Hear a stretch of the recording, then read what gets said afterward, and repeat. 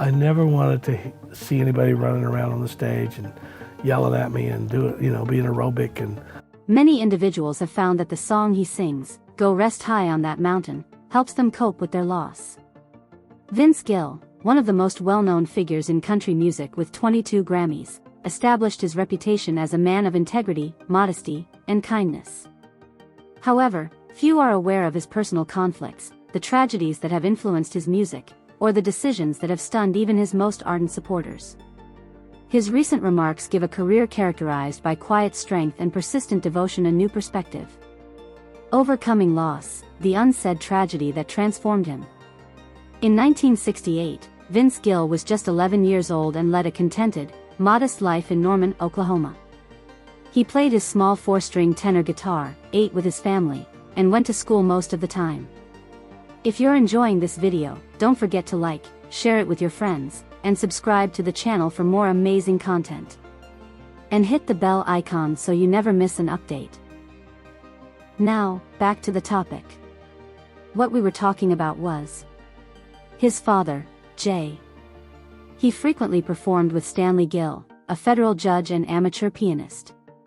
The boy's early passion in music was ignited by this. The unwritten routines of a close-knit family governed Vince's life until he received that awful phone call. His older half-brother, Bob Cohen, had been involved in an automobile accident. The injuries were horrendous. For 3 agonizing months, Bob would be in a deep sleep. Although Vince had always admired his energetic and free-spirited brother, the hospital became a frightening and unsettling place for him. When Bob eventually woke up, he was a different person. Because of the accident, he will always have significant brain damage. He was unable to communicate, care for himself, or engage with the outside world in any way. There was no longer the boy who ran across fields with Vince, laughing, making fun of him, and getting into mischief. It was replaced by an immobile version of himself imprisoned inside a body. Young Vince wasn't the only one who suffered this tragedy. The emotional tapestry of his household was ripped. His parents, particularly his mother, were attempting to cope with their loss and come to terms with his absence. He was permanently scarred as a result of this. Bob remained in this state for the next 25 years. Vince was already a well-known musician when he passed away in 1993. Vince released the heartfelt Christmas CD Let There Be Peace on Earth the same year. It Won't Be the Same This Year, one of his songs, encapsulated his sadness. The song demonstrated the agony of missing a loved one who is no longer with you, both in life and in death. According to Vince, every time I sing that song, I see that 11-year-old boy again. He has frequently discussed that period in interviews. That tragedy changed more than just his childhood, it changed his soul, shaped the tenderness in his voice, and added a depth to his songs that fame and money could never make up. By the end of the 1980s, Vince Gill was well known in Nashville studios, but he was not yet a star. He played guitar and sang harmony for Pure Prairie League, and for a while he was the band's lead singer, but his solo work wasn't quite ready to go.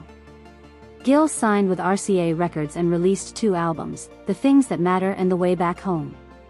The music was good, but neither album did well in the sales charts, and critics praised his voice. He was one of the best guitarists in the area, according to his fellow musicians, but in a city that loved hits, the charts didn't change, and he was in danger of becoming just another almost famous person. Then, Mark Knopfler, the famous lead singer of Dire Straits, wanted Vince Gill to join the group. At the time, Dire Straits was one of the biggest rock bands in the world, with stadium tours selling out in hours and their album Brothers in Arms making them famous worldwide. Knopfler had always admired Gill's musical prowess, particularly his guitar playing and his honest voice. By any measure, it was a golden ticket. Crossover fame, European crowds, and arena stages. Most artists would have said yes before the sentence was finished, but Vince decided against it after giving it some thought. In a subsequent interview, Gill discussed how crucial that decision was, saying, "I loved what they did, that's not the case. Yes, I did, but I realized that once I went down that road, I couldn't return, I wouldn't be myself. I wanted to tell my stories, but it wasn't finished yet. Refusing it wasn't just a risk for my career, it was about my survival." It would have been nice to have the money. The fame would have helped them get jobs. He frequently played small venues, traveled long tour buses, and stood backstage at shows he opened for bigger acts, until Vince released When I Call Your Name at what can only be described as the perfect time. He continued to doubt himself for years afterward, especially during difficult times. He won his first Grammy for it, and it helped him become famous. His long risk paid off, and that was that. He hadn't done what was required to become famous immediately, he had paved his own way. It changed everything about country music. The title track was a gentle, agonizing ballad that revealed all of Gill's pain and shame in her voice. Looking back, he said that leaving Dire Straits wasn't just about his career, it was about being honest with myself. I'd rather be myself in a small club than someone else in a packed arena. Loving Loudly was a scandalous relationship that didn't work out. Christmas with Vince Gill was a TV show that was filmed in Tulsa in December 1993 and aimed to combine country warmth with holiday cheer. Amy Grant, the queen of Christian pop, was supposed to be a special guest. Star power came from simply being there, but when she entered the rehearsal room, everything changed. Everything will be fine. It was easy, but it hit her. There was no flirting. Amy was obviously worried because she was constantly being watched and had a lot of travel plans. The always kind Vince broke the ice with a smile and a line she would never forget, "Hey, smooth out that brow." There was only going to be one show, one song, and one moment, but that moment planted something that was both subtle and clear. They ran into each other again at more holiday concerts over the next few years, and then Amy asked Vince to sing with her on a song for her new album. It was kindness. That night, they performed together without any issues, and their voices blended so well that it sounded like they had been singing together their entire lives. The song was called House of Love, and although the lyrics were about love, there was a real story behind the lyrics. Vince and Amy were married at the time, and it had been over 10 years since Vince and Janice Oliver of the country duo Sweethearts of the Rodeo got married, and they had a daughter named Jenny. Amy was married to Gary Chapman, a Christian singer, and both marriages were struggling at the time. Due to his hectic tour schedule and his own need for a closer emotional bond, Vince had become more distant from Janice. Fans, critics, and tabloids all began to speculate, and by the late 1990s, the rumors were getting worse. Amy, on the other hand, was going through a difficult marriage full of emotional stress and fights that no one outside of their home could really understand.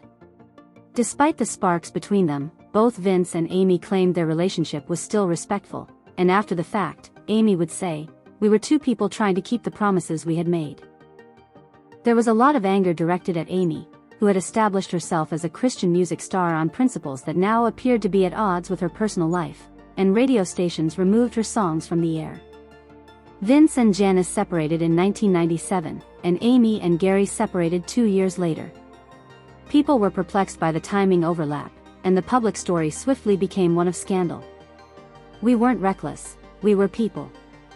For years, Vince and Amy carefully balanced their private and public lives, and in March 2000, they were married in front of about 100 close family members and friends at his home just outside of Nashville. The judgment from angry former fans was less loud, but it hurt just as much. Vince later acknowledged that the thing that hurt the most was that people thought the worst of us, even though that wasn't true. She said, "I don't see how we could go out and play without the guy who started the band. It was personal, meaningful, and made me cry a lot." Amy was wearing a simple white dress, and Vince stood next to her. He wasn't a controversial figure or a country star, he was just a man who had quietly and patiently waited for the right time. Facing the backlash while standing tall and joining the Eagles. Glenn Frey passed away in January 2016, and everyone in the world mourned not only the man but also the significance of his passing. When the Eagles broke up in the 1980s, Vince Gill and Glenn Frey had the same manager, Larry Fitzgerald, which gave Gill access to information about how the band operated before they even considered working together. Vince had played Eagles songs in tribute concerts over the years and admired how well they wrote songs. He had even covered "I Can't Tell You Why" in live shows. For a moment, it felt like that part of music history was over for good. However, grief often makes room for something unexpected. It wasn't surprising to those who knew each other better that the manager casually urged them to join. Vince didn't think twice. He allegedly said, "When do we leave?" Vince knew his goal wasn't to replace Glenn Frey, so he didn't give much thought to the weight of the legacy he was leaving behind. However, stepping in wasn't meant to be like them, it had to do with respect. It was difficult and emotional to practice, and Vince spent weeks studying harmonies, instrumental transitions, and vocal phrasing so that he could sing the Eagles songs in the Eagles' voice, not his own. Lion Eyes, Take It to the Limit, and Tequila Sunrise were among the songs that were carefully selected to fit his voice. The goal was to honor the spirit of the music while fitting in naturally, humbly, and with respect. Glenn's son, Deacon Frey, and Vince were preparing to join the band's new lineup for the 2017 Classic West and Classic East shows, with their first show scheduled for Dodger Stadium. Even though it's smooth, melodic, and oddly familiar, he had no idea what the Los Angeles crowd would think when he finally took the stage with the band. It was truly electrifying, and the more than 50,000 people in the audience responded with standing ovations and tears. Vince wasn't trying to look like Glenn Frey, he was simply singing the songs with all the precision, care, and skill they required. Don Henley finally remarked of Gill, "He knows how to be in a band." However, not everyone agreed, with some ardent fans not liking the idea of a country singer joining a rock band and others believing the Eagles had become a tribute band. As usual, Vince ignored the commotion, saying in a rare interview with Rolling Stone, "I understand." It was probably the best compliment someone could get in a group where everyone gets along and holds each other to high standards.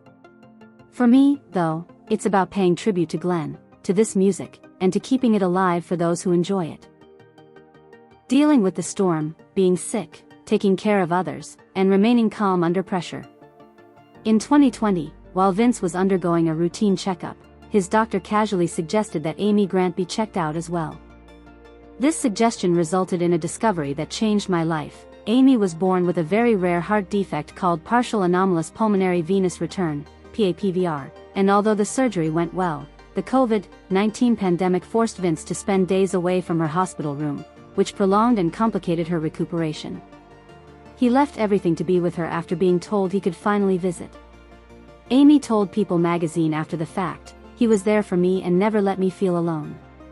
He provided her with consistent love that helped her recover, but in July 2022, 2 years later, life struck again, and Amy suffered a traumatic brain injury after falling off her bike near a Nashville golf course, leaving her unconscious for a few minutes. "Seeing her well again is the most important thing," Vince said, canceling 3 concerts immediately. "My Amy Praise," an old song of his that came out years ago, came back as a personal anthem to honor her faith, strength, and their unbreakable bond. These events not only put his love to the test, but they also strengthened it. He changed his music by writing the truth at the age of 67. Wearing a helmet didn't help her recover quickly, she had trouble remembering things, keeping her balance, and the pain wouldn't go away. Vince Gill is still antsy. At age 67, he writes not to chart but to get better, think, and remember. In 2023, he told someone, "I'm writing the best songs of my life right now. But those won't be the ones that get to the top of the charts. They're the important ones." Most artists would be content to coast if they had been in the business for decades and had a shelf full of awards. The 2019 ballad Forever Changed, which was inspired by a story of abuse as a child, carries this idea throughout. With his well-known high tenor, he sings about pain that isn't his own but is deeply felt, saying, "Music is how I help other people feel less alone." This song, along with others like Worlds Apart and My Kind of Woman, My Kind of Man, demonstrate how much better Vince has become as an artist over the years. He writes songs based on what he sees, not what he thinks. He sees what happens in life, its losses and its small joys, and transforms those events into music that speaks without shouting. He has turned down easy ways to make money, collaborated with younger people, and found joy in simply playing. He is not searching for his history, he is writing today about what is real. Through tragedy, forgiveness, reinvention, and dedication, Vince Gill has demonstrated that quiet may also mean being motionless. He speaks with a profundity that comes from having lived when he does speak at all.